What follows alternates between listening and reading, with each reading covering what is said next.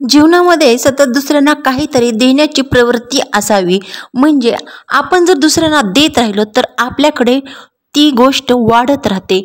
मग त्यामध्ये काही असो, अन्नदान असो, पैशाचं असो किंवा ज्ञानदान असो किंवा कुणाची मदत असो, प्रत्येकाने काही ना काही दुसऱ्यांना दिलं पाहिजे.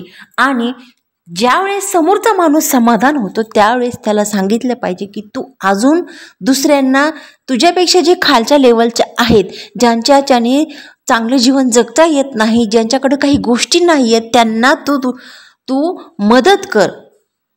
सतत देण्याची प्रवृत्ती असल्यास आपल्यामध्ये पॉझिटिव्हिटी वाढते.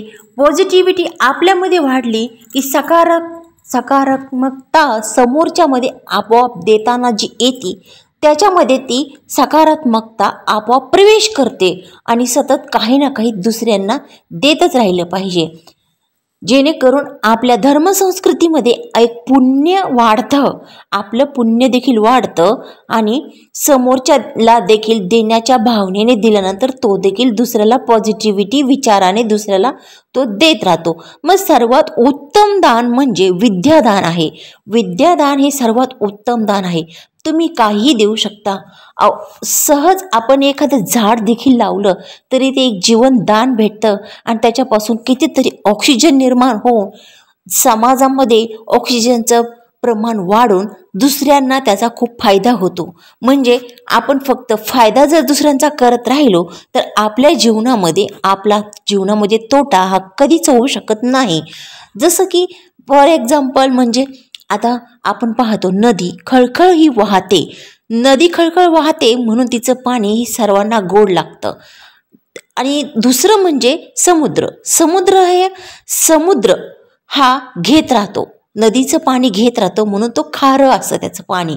आणि तिसरं म्हणजे पाण्याचंच उदाहरण, जसं की नाल्यामध्ये पाणी ते देतही नाही आणि घेतही नाही, ते नुसतं साठलेलं असतं, म्हणजे गटरा असतं, म्हणजे ते बिनकामाचं असतं.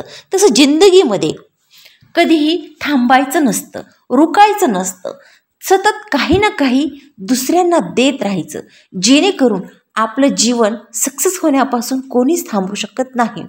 आपल्याला होईल तेवढी मदत करा. तुमच्याकडे पैसे नसतील तर तुमच्याकडं ज्ञान असेल, तुमच्याकडं ज्ञान नसेल तर तुमच्यामध्ये एक दयाभावना असेल. प्रत्येक माणूस हा थोडा देखील कमी नसतो. देवाने पृथ्वीवर त्याला परिपूर्ण करून पाठवलेला असतो. कोणते ना कोणते गुण त्याच्यामध्ये भरपूर भरलेले असतात. फक्त देण्याची प्रवृत्ती पाहिजे. जर तुम्हाला शास्त्रीय ज्ञान नसेल, म्हणजे जर उच्च ज्ञान नसेल